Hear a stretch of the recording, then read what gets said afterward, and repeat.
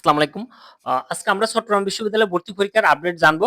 দ্বিতীয় মেরিটের তালিকা কিন্তু প্রকাশ করা হয়েছে। তো আমরা দ্বিতীয় মেরিটে ভর্তির তারিখ, এরপর আমাদের ডকুমেন্ট কি কি জমা দিতে হবে, তারপর সর্বশেষ কোন ইউনিট থেকে মেরিট পজিশন কত দূর পর্যন্ত গেছে এবং হলো অটো মাইগ্রেশন বন্ধ করা, এগুলো নিয়ে আমরা বিস্তারিত আলোচনা করব। তো প্রথম দেখি আমাদের প্রাথমিক ভর্তি, যেটা ভর্তি নিশ্চিত করতে হবে দ্বিতীয় মেরিটে। সেক্ষেত্রে যারা সাবজেক্ট পেয়েছে তারা এপ্রিল মাসের ১, ২ এবং ৫, ৬ মানে বুধবার, বৃহস্পতিবার, এরপর শুক্রবার, শনিবার বন্ধ, তারপর রবিবার, সোমবার, এই ৭ দিনের ভিতরে বিশ্ববিদ্যালয়ের নিজ ডিপার্টমেন্টে বা নিজ অনুষদে গিয়ে সরাসরি ডকুমেন্টগুলো জমা দিয়ে ভর্তি নিশ্চিত করতে হবে। সেক্ষেত্রে আমরা আমাদের সকল ডকুমেন্ট একটা A4 সাইজের খামের ভিতরে ভরে তারপর টাকা সহ তারপর আমরা এটা সরাসরি জমা দিয়ে আসবো। তারপর একটা জমা স্লিপ নিয়ে আসবো, স্বাক্ষর করে আসবো। এরপর আমাদের ভর্তি নিশ্চিত। এখন আমরা দেখব যে কোন ইউনিটে সর্বশেষ কত মেরিট থেকে সাবজেক্ট পেয়েছে। এই ইউনিটের ক্ষেত্রে এই ইউনিট কিন্তু শুধুমাত্র বিজ্ঞানের স্টুডেন্ট, এক্ষেত্রে সবাই আবেদন করতে পারবে না, শুধুমাত্র বিজ্ঞানের স্টুডেন্ট। সর্বশেষ মেধা ১৯-২৩ মানে ১,৯২৩তম থেকে সাবজেক্ট পেয়েছে সর্বশেষ দ্বিতীয় মেরিটে। বি ইউনিটের ক্ষেত্রে এখানে বিজ্ঞান, মানবিক, বাণিজ্য সবার জন্য আলাদা আলাদা করে মেরিট তৈরি করা হয় নাই, সবার একসাথে মেরিট তৈরি করা হয়েছে। এক্ষেত্রে বিজ্ঞানে যে সর্বশেষ সাবজেক্ট পেয়েছে সে হলো ২,১৭৭তম, মানবিকে ২,৩৬৭তম, বাণিজ্যের ক্ষেত্রে ২,৩৬০তম। তার মানে বি ইউনিটে সর্বশেষ ৩৬৭তম পর্যন্ত সাবজেক্ট পেয়েছে। এখানে কিন্তু সবাই একত্রে, আলাদা আলাদা না। এরপর B1 উপ ইউনিটে ৩টা সাবজেক্ট আছে। চারুকলার ক্ষেত্রে সর্বশেষ ৭০তম মেরিট থেকে সাবজেক্ট পেয়েছে, নাট্যকলাতে ৭৪তম মেরিট পজিশন থেকে সাবজেক্ট পেয়েছে, মিউজিকের ক্ষেত্রে ৫৮তম থেকে সাবজেক্ট পেয়েছে। বি টু উপ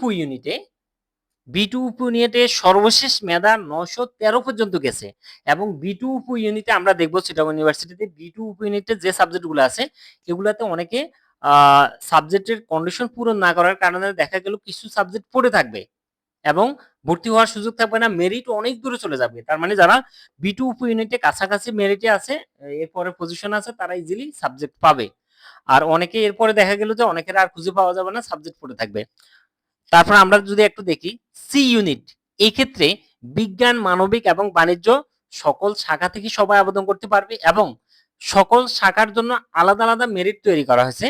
সেক্ষেত্রে বিজ্ঞানে সর্বশেষ মেধা ১৯০তম থেকে সাবজেক্ট পেয়েছে, মানবিকে ৪৬তম মেরিট থেকে সাবজেক্ট পেয়েছে, বাণিজ্যের ক্ষেত্রে ৪৬০তম মেরিট পজিশন থেকে সাবজেক্ট পেয়েছে। তারপর আমাদের ডি ইউনিটের ক্ষেত্রেও বিজ্ঞান, মানবিক, বাণিজ্য সবার জন্য আলাদা মেরিট তৈরি করা হয়েছে। সেক্ষেত্রে বিজ্ঞান থেকে সর্বশেষ মেধা ২,০২৫তম মেরিট পজিশন থেকে সাবজেক্ট পেয়েছে।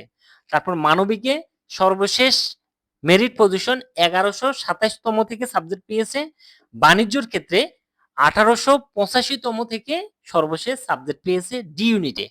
এরপর ডি ইউনিটে আবার একটা D1 উপ ইউনিট আছে। এই D1 উপ ইউনিটে সর্বশেষ এখন যেটাকে ফিজিক্যাল এডুকেশন বলা হয়, শারীরিক শিক্ষা, যেটা এখানে প্রথম মেরিটে ৪৩তম পর্যন্ত সাবজেক্ট পেয়েছে, দ্বিতীয় মেরিটে মাত্র ৩টা আসন খালি হয়েছে, সেক্ষেত্রে ৪৬তম পর্যন্ত সাবজেক্ট পেয়েছে। এরপরে যদি আরো আসন খালি হয় তারপর তৃতীয় মেরিটের জন্য ঢাকা হবে। তো আমরা এখন দেখি আমাদের এই যে আমাদের নিজ অনুষদের ডকুমেন্ট জমা দিতে হবে, সেক্ষেত্রে আমরা একটা A4 সাইজের খাম নিব। এই খামের ভিতরে আমাদের যে আমরা ভর্তির পর যে সাবজেক্ট চয়েস দিয়েছি সেই সাবজেক্ট চয়েসের ফর্মটা আমরা অবশ্যই প্রিন্ট করে দেব। তারপর সাথে আরেকটা জিনিস দিব, আমাদের যে অ্যাডমিট কার্ড, সেই অ্যাডমিট